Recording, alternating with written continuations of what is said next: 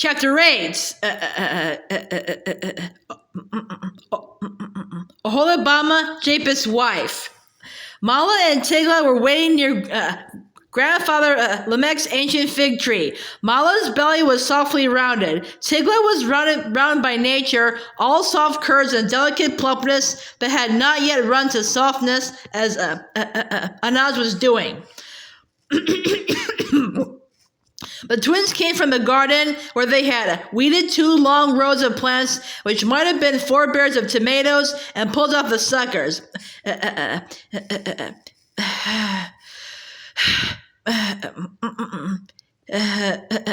Higayon was in the tent with Grandfather Lamech, but twins did not see Mala and Tigla until the 2 girls came to meet them. Tigla walked slowly towards Sandy. She tossed her head so that her red hair flew about her face. She lowered the heavy fringes of her lashes. "I'm sorry my father and brother didn't treat you better when you appeared in our tent that time." She paused and added virtuously, "They have to be very careful that strange men don't take advantage of me." Then she stopped. "Am I speaking to the right one?" "No," Dennys said. Mala fluttered her small hands like birds. Her dark hair concealed her swollen belly. "But which one of you was guest in my father's tent?" Sandy stepped forward. "My brother Dennys, your Yala's sister?" "Yes, Mala, but I am Ugil's bride and no longer live in the home tent." Sandy looked at her, thinking that although Mala was beautiful, it was in an obvious way. She had none of the subtle loveliness he associated with Yeleth. Tigla's flashy beauty was almost an assault. He still didn't know what to make of her. "Tigla?" She giggled till the dimples came and went on either side of her reddened lips. "Don't you remember me?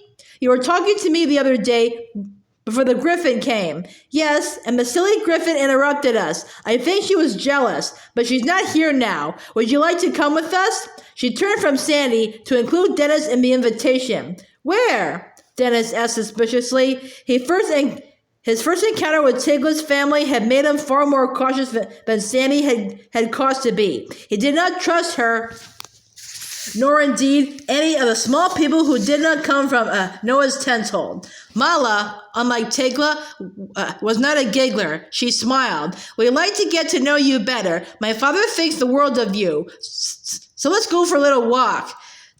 Dennys looked at the sky, which was already beginning to shimmer with heat. "It's too hot. Thank you anyhow." Tigla pushed her fingers through her curls so that they glinted with gold in the sunlight. She, too, looked at the sky. "It's not going to be really hot until the sun is above the palm trees." She turned her dimpled smile towards Sandy.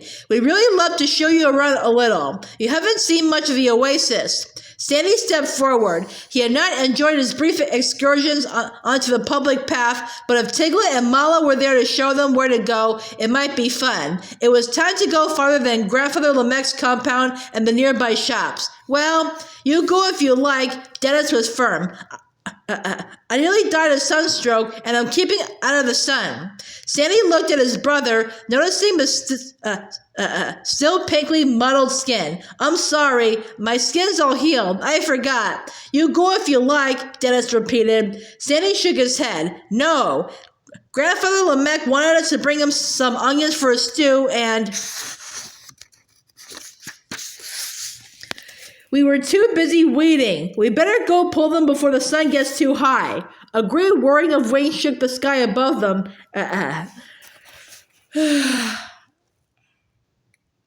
And the griffin landed between the 2 boys and Mala and Tigla. "Go away, spoil sport." Tigla kicked at the griffin, and her green eyes sparkled with resentment. Dennys backed away in fear. The griffin looked to him as fierce as the manticore. "It's all right," Sandy reassured him. "It's a griffin, and she's a friend." The griffin spread her eagle wings so that the 2 girls were screened, opened her bill, and squawked something like, onions. Okay, Sandy said. "We won't forget." The griffin folded her wings. Her lion's tail swished back and forth. Tigla walked cautiously around her and put her small hand on Sandy's arm. "Later then, you would like to come for a walk, wouldn't you?" Would he? Tigla made Sandy feel very peculiar. She was both alluring and unsettling, and she was very different from Yalith of the bronze hair and eyes and luminous smile. He would go anywhere with Yalith, but Tigla? I don't know, he said cautiously. Dennis and I have a lot to talk about. Mala, too, scurried the griffin, asking, Are you sure you are two separate people? My husband, Ugil, can take different forms, yet it is always he. We are twins, Dennis stated. Aren't there any twins around here? Tigla moved her fingers slowly up and down Sandy's arm, and it prickled so that the freckles he had acquired in the sun seemed to stand up.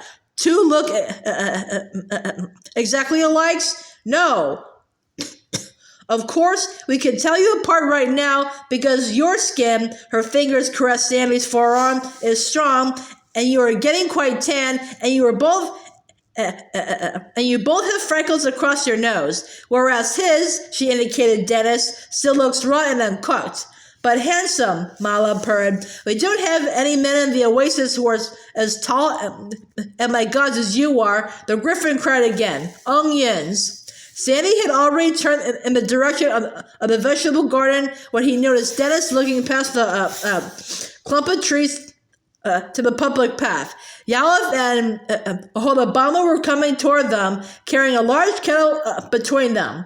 Mala drew her lips up in what was more a grimace than a smile. Well, sisters dear, are you pursuing the twin giants? Oholibamah's low voice was pleasant. Good morning. Matron sends us with a meal. Grandfather Lamech is too old to cook for so many. Unheeding, Yalith looked at the twins, from Dennis to Sandy and back to Dennis. It is not just the difference in your skins that tells you apart. She looked troubled. Let's put the kettle on the fire, Oholibamah suggested. You don't have to go with them. Tigla wrinkled her nose in distaste as Yalith and Oholibamah started into the tent. Stay and talk with us, Mala wheedled. But the twins had turned their backs on the two girls and were looking after Yalith as she disappeared into the tent. The griffin shrieked with pleasure and flew off, spiraling higher and higher into the sky. Dennis had picked half a basketful of onions before he began to recount for Sandy, in detail this time, his experience in Tigla's tent. But it was her father and brother who threw you out, wasn't it? She was there, but it wasn't really her fault. She didn't even try to stop them, Dennis said. And even if it wasn't her fault, I wouldn't trust anybody who came from that tent. Well, Sandy picked up his basket of onions and hefted it to one shoulder. I can't say I blame you for feeling the way you do. He did not add that, nevertheless. Tigla was still the most absolutely gorgeous girl he had ever seen, except Yalith, who wasn't gorgeous at all. Whatever Yalith had, it was better than gorgeousness. And were Yalith and Mala and Tigla going to be drowned? Dennis, picking up at least part of Sandy's thoughts, said, Still, I wouldn't want Tigla to be drowned, and I guess she's going to be. Sandy felt a chill move over his skin, despite the sun, which was rising higher and hotter. And Yalith? Dennis picked up his basket. Oholibamah is Japeth's wife. Ham, Shem, and Japeth, with their wives, go on the ark. That's the story. Oholibamah loves Yalith. I mean, they're really friends. I don't think Oholibamah would let Yalith drown. If she doesn't have any say about who goes on the ark, can she prevent it? Dennis said, Hey, we're talking as if that old ark story is true, but no one doesn't seem to have any inkling of it, and they talked with this L of theirs. God. Sandy shifted his basket of onions from one shoulder to the other. Isn't there some kind of flood story in all cultures? I think so, Dennis replied. I mean, even in our day, the planet is still shifting its plates and causing earthquakes. We've had an awful lot of weird weather. Volcanoes erupting all over the planet, and tornadoes and hurricanes. Well, about those flood stories, Sandy continued, there must have been some kind of major weather cataclysm. Yeah, but But there have been wild weather patterns all through history, ice ages, whatever it was that finished off the dinosaurs, a comet, or that nemesis star. Or the Earth shifting slightly on its axis and altering climate and seasons. So a big flood isn't all that impossible. Sandy said in a flat voice, maybe we'll get drowned too. Maybe it would be better than being nuked. More inevitable than nuking. Nothing that hasn't happened yet has to happen. Dennis pushed into the tent and wearily set his basket of onions down near Grandfather Lamec's cooking stones. Sandy followed suit, then looked over to where the old man lay napping on his pile of skins, eyes closed, breathing shallowly. His game was curled at his feet, and little bubbling sounds came rhythmically from his trunk. Sandy said thoughtfully, if we get nuked, it would be because of people, power, and greed and corruption. It wouldn't be a natural disaster, but a flood is a natural disaster. Dennis nodded. Nuking would be something completely different, not natural. Yeah, but remember, Dad said it doesn't have to happen. People can't restrain themselves. We had the power for half a century, and we've refrained. But if the plates of the earth slide, that can't be stopped. If a comet should hit us, we couldn't stop it. And storms and blizzards, those are inevitable. When we had the hurricane, and the big oak was ripped out by the roots, nobody could have stopped that. It is different. Things that can be stopped and things that can't, like tornadoes and earthquakes and floods, Sandy said flatly. Grandfather Lamec startled them with a loud snore. It doesn't do any good to talk about it, Dennis said. Any of it. If there's going to be a flood, we can't do anything about it. But we can work in Grandfather Lamec's garden. The old man snored again. Right now, we better nap too, Sandy suggested. Dennis dropped onto the clean sleeping skins which had been provided for him. Hey, it's going to be back with you again. But he missed Yalla's gentle fingers against his burnt skin. Every day, someone from Noah's tent hole came to Grandfather Lamec's tent with a main meal. When Yalla and Oholibamah came, they often stayed to eat with the old man and the twins. Yalla was equally gracious with each of them. But sometimes she sat looking at them in bemusement, letting Oholibamah do the work. The twins, in their turn, looked at Yalla and did not look at each other. Occasionally, one of the men brought the meal. Japeth, like his wife and Yaleth, would stay to eat, to talk. Shem, who was the hunter, was cordial, but not chatty. He would stand, leaning on his spear, until he was certain that Grandfather Lamec had everything he needed. Then he would leave. Japeth had told the twins that when Shem went hunting, he would always stop to thank the animal he had killed, thank it for giving them the food necessary for life. Do all the hunters give thanks? Sandy asked. Not anymore.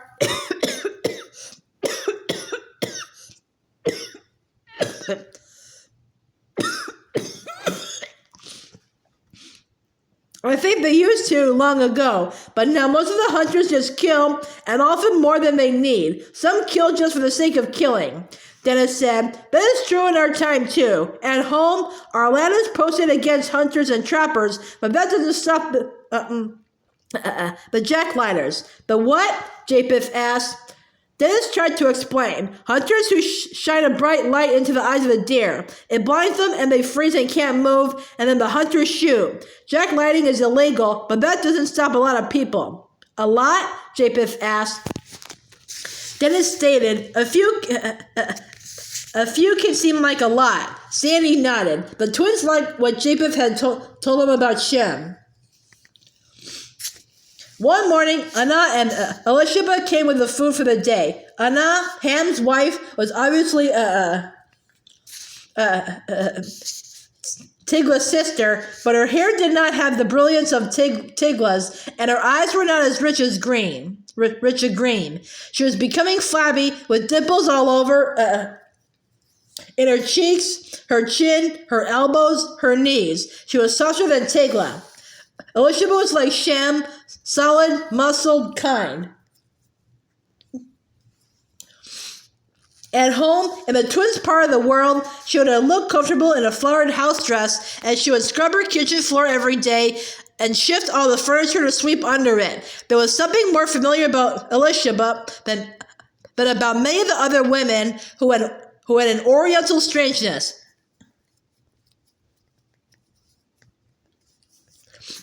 Anna's and Tigla's eyes were almond-shaped, their cheekbones high. After the pots had been set on the stones, Anna put her hands on her rounded hips, looking in open admiration at Sandy and Dennys. Another 100 years and you'll be the most handsome man on the desert.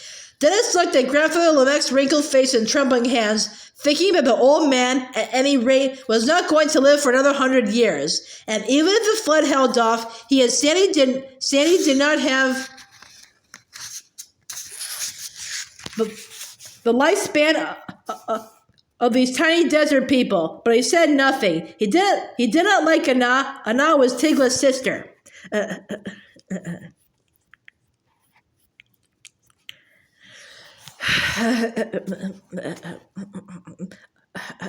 Oholibamah picked up an empty pot from the day before, which the twins had scoured clean with sand.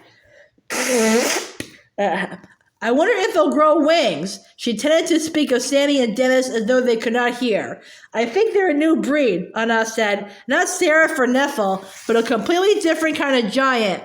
Her gaze slid from one twin to the other, then back to Oholibamah. What, she suggested, would you think of having two husbands? Oholibamah laughed. What is all I can manage? Thank you for the dinner. Sandy turned away from Anna's gaze, which was uncomfortably reminiscent of Tigla's. It smells good. And please thank Matron for us. Anna put her fingers lightly against Sandy's wrist. You're welcome to come in Noah's tent at any time. You know that. Sandy was glad when she was gone. The big tent was dark and quiet. Matron poked her elbow against Noah's ribs. What about Mala? Humph? No, Noah mumbled sleepily. Husband, it cannot have escaped your notice that Mala is with child. Noah rolled over. I have been very busy. Noah, it is time Mala brought her young man to our tent, Noah said. We will prepare a feast. It is not a young man, Matron said. At least, it is not one of our young men, and I don't think they're young. I think they are old, far older than any of us, even Grandfather Methuselah. Woman, what or who are you talking about? Mala, Matron said impatiently, and her Nephil. Noah sat up. What are you trying to tell me? I am telling you, Matron kept her voice low, that Mala is with child by a Nephil, and that she has had some kind of Nephil wedding. Quickly, she put her hand over Noah's mouth to stifle his roar of outrage. This is not how things are done. He pushed her hand away, but kept his voice under control. There has been no wedding feast. No Nephil has come to our tents. The Nephilim do not do things the way we do. Their customs are not our customs. This is Mala's will? She loves this Nephil? So it would seem. She sends messages by Japeth. She does not want to tell us these things herself. Noah growled. It is the way of things to lose a daughter to another man's tent, but not without the proper formalities. When Mala does speak to me, Matron's voice was heavy. She keeps reminding me that times have changed. Noah sighed. It is not what we would have chosen for a daughter, but after all,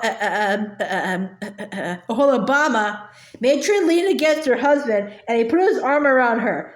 I would rather have it one of our young giants. At least they are truly young, and I think they are good. They fit in with us, Noah agreed, and the Nephilim do not. It seems now as though our twins have been with us always. The moons have slipped by, Matron said. 7 or 8 of them at least. They have worked wonders in my father's gardens and groves. It is hard work, and yet they never complain. Perhaps Japeth, Matron started, then said, it is time we asked them to take another evening off and come to our tent. I wish Mala had not been lured by the Nephilim. They glitter, but I do not think they are loving. I will speak to Mala. Noah pulled Matron down onto the sleeping skins. If she will speak with you, Matron said. The twins enjoyed their visit to the big tent, the noise and singing and laughter. Once, at the time of the full moon, Noah's married daughters were there with their husbands and children, and there was dancing and music and loud quarreling and reconciling. I wish Mala was here, Matron said. Less than a moon later, Anna and Oholibamah, bringing a big pot of vegetable stew to Grandfather Lamech's tent, again invited the twins to the big tent. But you should feel free to come more often, Anna said. You don't have to wait for an invitation. Sandy felt her eyes inviting him. He turned away. We don't like to leave Grandfather Lamech too often. Higayon, lying stretched out by the embers, switched his stringy little tail, raised his head, and put it back down with a thump. Again, Anna lavished her smile on Sandy. You're getting nearly as brown as one of us, and you have freckles all across your nose. But then, too, Oholibamah's smile was friendly. I never believed he'd make it. Matron thought he was going to die, but Oholibamah is a healer, and Japeth was marvelous with him. Sandy felt a sharp twinge of jealousy. When Japeth came with the nightlight or with the evening meal, she was careful, over-careful, he thought, to smile no more at one twin than at the other. All that was a long time ago. He was surprised at how cross his voice sounded. We've both been well for months now. For what? Oh, many moons. Moon and month did come from the same roots, after all, but the people of the oasis thought of time and moons and crops and the movement of the stars. Japeth will be looking for a husband one of these years. Anna's voice was suggestive. Oholibamah was brusque. Japeth will make a good wife, but not yet. Anna's eyes strayed from twin to twin.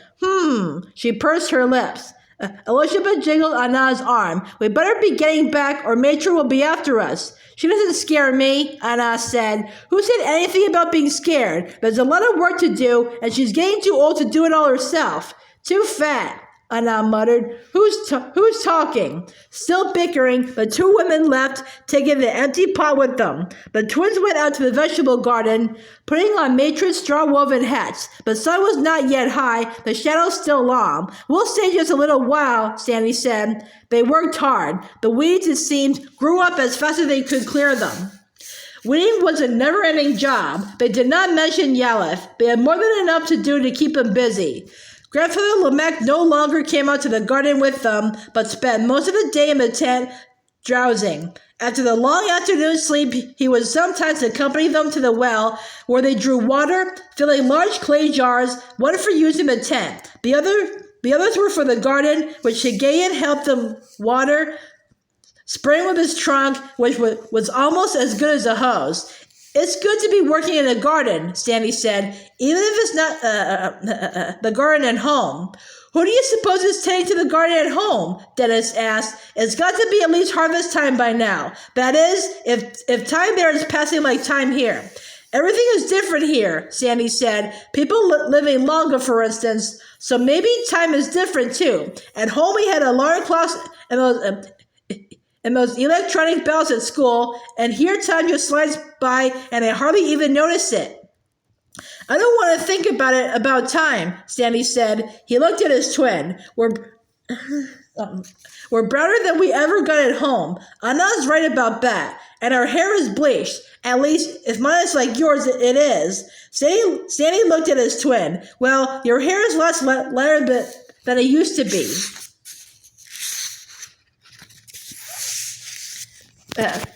I wonder what it would feel like to wear clothes again. They were used to wearing loincloths. They were even used to no showers, no water for bathing. The smells of the tent were hardly noticeable. With a strong green vine, Sandy was tying up a tall green leaf bushes, giant versions of the basil they planted between the tomatoes in the garden at home. Grandfather Lamech often chopped up the leaves to season his stews. I'm not homesick anymore. At least I'm not homesick. I try not to think about it too often, Dennys said, except to remind myself that since I didn't die of sunstroke, that somehow or other we ought to be able to get home. We won't be the same, Sandy said. Sandy made a face. Hey, I don't like the way Tigla keeps coming around. I don't think I'm ready for Tigla. Tigla, Dennys said, is what the kids at school would call an easy lay.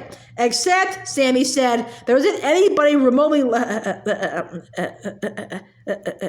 Tigla at school. She's older. Still, neither of them mentioned Japeth. Yeah, Sandy said. The thing is, Dennys paused, something's happened. We're not just kids anymore. I know. Sandy bent over one of the plants. Dennys pulled up a resisting weed with such force that he sat down. We haven't seen Admiral lately, or any of the other seraphim. Sandy finished tying the plant to a bamboo stalk. Images of scarab beetle and pelican, camel and lion flashed before him. He always felt better if Admiral was with them. When the seraph was in a scarab beetle form, he was usually near Grandfather Lamech's sleeping skins or on Hagaian's ear. He gave Sandy a sense of security. I think the seraphim likes us. But the others don't, Dennys said. I mean, the other ones, the Nephilim. I've seen them looking at us when they thought we weren't noticing, and a mosquito kept buzzing around me the other day as Retigla had been around. I don't think it was just a mosquito. Ruffakel, Sandy said. I heard her call one of the Nephilim Ruffakel. They don't like us, Dennys said. When supplies were needed, the twins left Grandfather Lamech's and went to the nearby shops carrying figs, dates, and the produce of their garden to barter for rice or lentils. On the dusty path, they passed many of the people of the oasis, who always paused to look up at Sandy and Dennys surreptitiously, if not openly. When they passed Nephilim, with whom they could look eye to eye, brilliant wings quivered.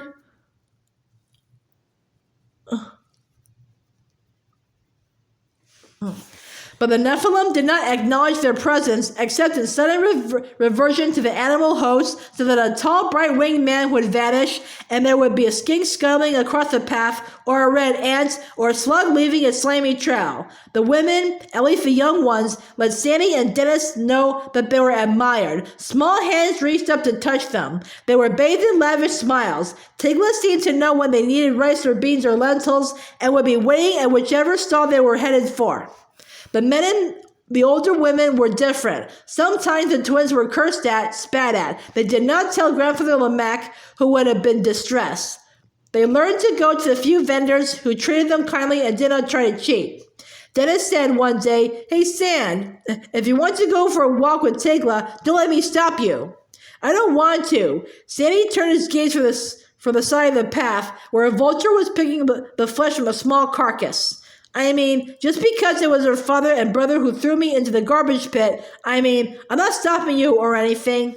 No problem, Sandy agreed. They were careful with each other as they had never been careful before. And still, they did not mention Yaleth. Yaleth and Oholibamah were helping Matron to clean the big tent when they were disturbed by the flap being pushed open, and a lavender-winged Nephil came in. He spoke without greeting. It is nearly Mala's time. She will need you to help with the birthing of the baby. Matron held a broken palm branch which she was using as a broom. Do you not have one of your own kind to help? Ukiel looked at Oholibamah with hooded eyes, flicked a long finger in her direction. She will be of use, and Mala will need her mother and sister.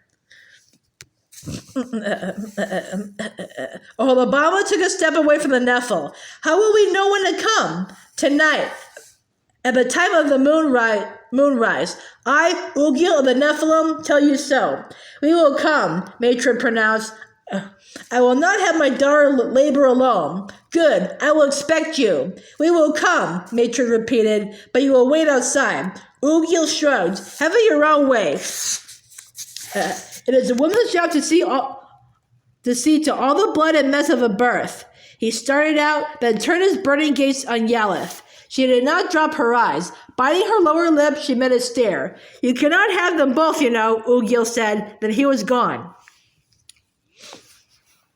Yaleth and Oholibamah spread skins over some low scrub palms. Some skins they would discard if they were too soiled. Others they would scrape and beat clean. What did he mean? Oholibamah asked.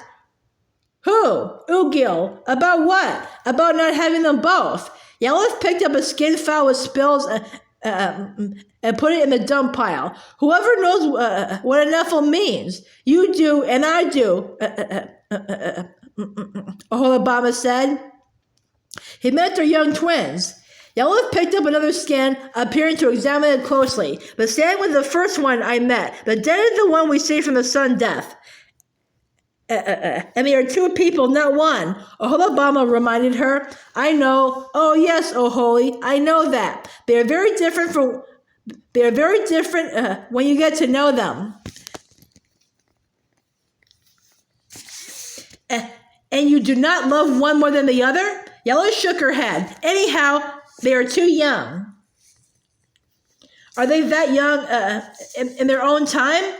We don't know anything about their own time. Oholibamah sat on a stump, a pile of clean skins across her knees. I love my Japeth. I am very happy with him. I want you to be happy too. Yellow shivered. Mala seemed to be happy, married to a Nephil. Our twins are not Nephilim, but they are different. They are not like us. And you love them. Yes, you love them both. Yellow picked up a pile of skins to be discarded. I'm going to throw these away. Then we better stop. The sun's getting high and it's too hot for this kind of work. Matron said to Oholibamah, you have not been to the women's tent for 2 moons. Oholibamah nodded, put her hands to flushed cheeks in an unwontedly girlish gesture. Matron embraced her. Is it true? Yes, you'll have yet another grandchild. Hugging each other, they danced with joy. Eblis the dragon/lizard was waiting for Yellow when she went to the well for water. He was not in his animal host, but was leaning against the trunk of a royal palm, purple wings wrapped around him so that he was almost lost in shadows. When he stepped forward, Yellow was so startled that she almost dropped the clay pitcher which she carried on one shoulder. Eblis rescued the pitcher and put it down. Every day you grow lovelier. He touched her gently on one cheek. Yellow blushed and reached for the pitcher. Let me help you, Eblis said. When the pitcher was full, he touched her again, tracing her brows with one pale finger. Oogil's right, you know. I don't know what you're talking about. Oh, yes, you do, my sweet one. Yes, you do, and I am the only answer to your problem. She looked at him questioningly. I want you, lovely little one. You know that I want you. I can give you all that Oogil gives your sister Mala, and you know how happy she is. I know. Those stupid young giants who dazzle you with their youth can give you nothing except grief. Grief. You cannot choose between them, and if you should choose one, what would happen to the other? They have not asked me, she faltered. But I have. I do. I want you. He bent toward her, and suddenly she felt nothing but fear. It was as he said. He wanted her. He did not love her. She picked up the water pitcher and fled. He missed the water splashing on the ground.